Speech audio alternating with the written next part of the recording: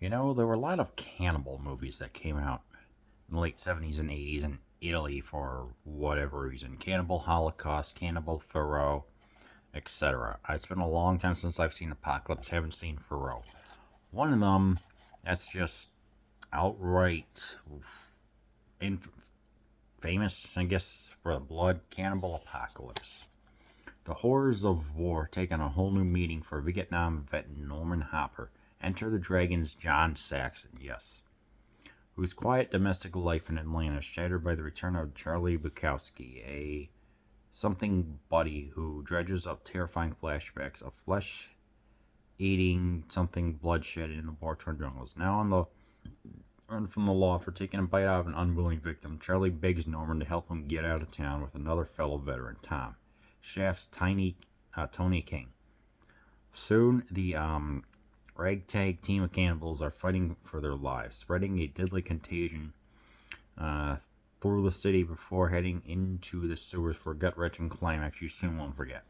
One of the most infamous Italian horror movies of all time, Cannibal Apocalypse was heavily censored in many countries, where it played under such titles such as Cannibals in the Street and Invasion of the Flesh Hunters. Now you can finally experience the thrilling collision of action-packed combat and monstrous horror from cult director Antonio Margheriti, Castle Blood, its original gory splendor for the first time in the US. Not for the faint of heart and those with full stomachs.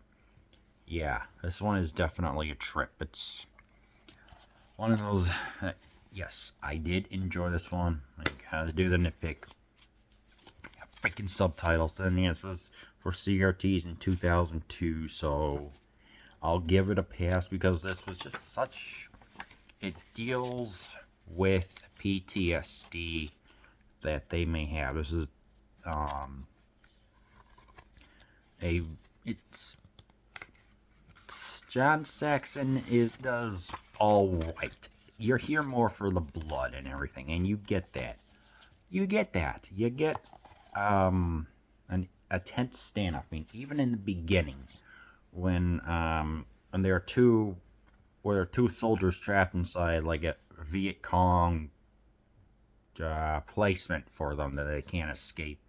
Like when they get there, eventually, because they can contracted this virus, they start biting one. I mean, they do get rescued, but they get taken, looked, and examined and everything. So it's like, the standard stuff you see of what is this examination stuff going on?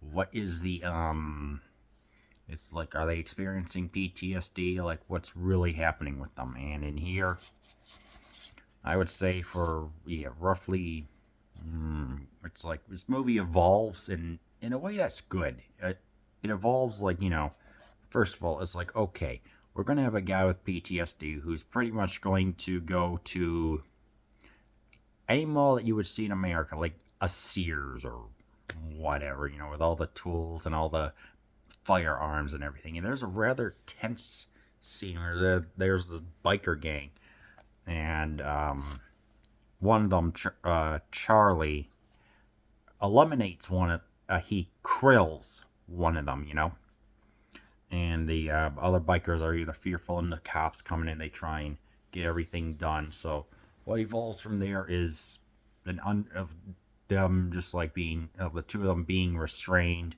and just trying to figure out what's going on as our hero tries to deal with everything, and Saxon does the best job that he can given it. Ultimately, the terror comes back to his own family that he has to try and deal with, as he has to make some interesting choices. That's all I'm going to say. It is truly quite the climax. I mean, there's even a part, I think, where an arm gets chopped off, if I'm not mistaken, and I'm just looking at it, I'm just like, holy smokes, that was something else to see. But yeah, it's definitely one. John Saxon himself thought this would have been kind of like a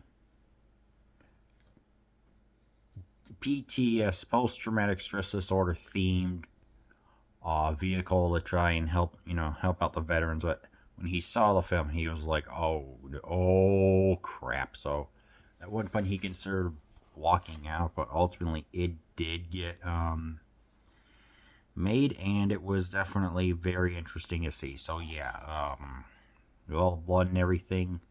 See if you can find the Blu-ray for it. If not, it's probably on Shudder for what, $9 a month. So yeah, Cannibal Apocalypse recommended.